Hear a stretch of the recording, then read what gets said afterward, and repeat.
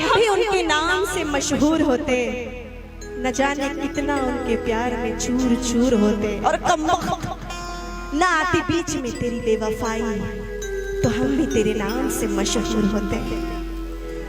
आइए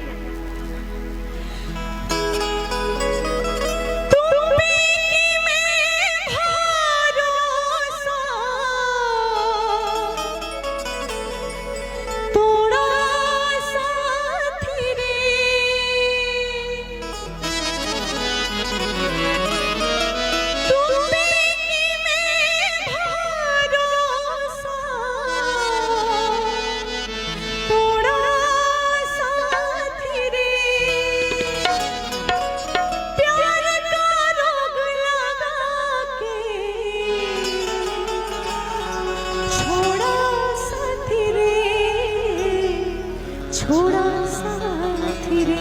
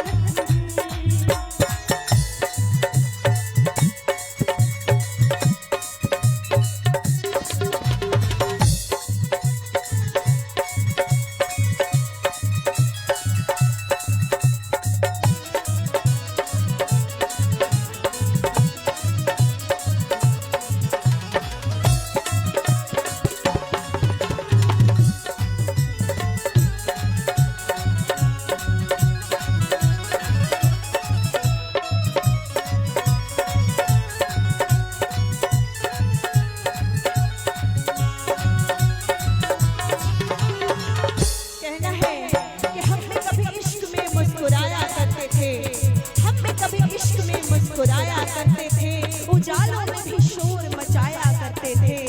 हम भी कभी इश्क में मुस्कुराया करते थे, उजालों में भी शोर मचाया करते थे। मगर उसी दिए ने जला दिया हमारा हाथ, जिस दिए को हम हवाओं से बचाया करते थे।